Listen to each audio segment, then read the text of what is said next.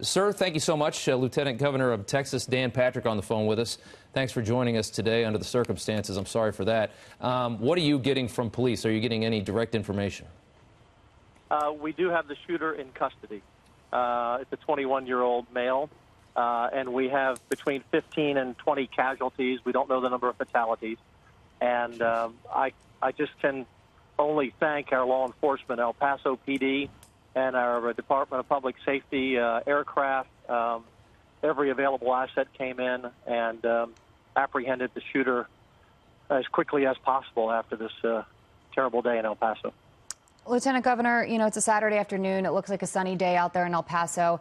This happens so frequently these days, unfortunately, that people do wonder if it's ever going to happen to them. Talk about this community, talk about this area. Just give us kind of that overview of this area where this happened, if you can, and the community and the type of people there. Well, El Paso's just a fabulous town, like all of Texas. I mean, Texans are great everywhere. And it's a very close-knit community. It's a heavy military community because of the fort, one of our largest bases close by. This is a community that, quite frankly, is one of the safest in the country. I was on with Laura Ingraham on one of her shows from there when Donald Trump and Beto O'Rourke were both having rallies there several months ago. And one of the points we made is that El Paso is one of the safest places in the country, one of the safest cities. And so you never expect it to happen to you. And obviously our hearts go out to these families. The shooting victims span the number, a wide range of ages, as that we understand at this point, from young to older. And they're just out on a normal Saturday, like people are who are watching your show right now, or all around the country on a typical Saturday afternoon. In this case, going to Walmart to shop or wherever they are. And it's heartbreaking. It's just absolutely heartbreaking. And when I got the call, as soon as it happened, my heart just sank again. We've had that shooting at Santa Fe Springs, and we had the shooting at our church in the last couple of years, and it's heartbreaking every time. People hate hearing these stories. We hate covering these stories, and we have to cover them too often. Sir, I want to just go back to some of the information you gave us. You say you have one person in custody, a 21-year-old male, and you said between 15 and 20 casualties, but you're not certain on the number of fatalities. So it sounds like you have 15 to 20 people shot. You're not sure how many of them have been killed. That's correct. We don't have that. We don't have that information that we're prepared to release at this time. What else, if anything, can you tell us about the 21-year-old man you have in custody? Have you learned anything about a potential motive? At this point, I would direct you to El Paso PD and let them release that information as they decide to, and I would make them your point of contact. But the 21-year-old is in custody, and again, law enforcement did an amazing thing. It just did an amazing thing.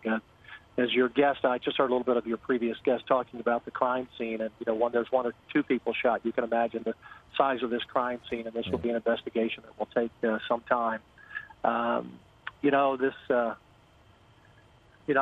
was looking at a story recently. I just saw in the last couple of days where Antifa is posting. They want to come to El Paso and do a 10-day siege.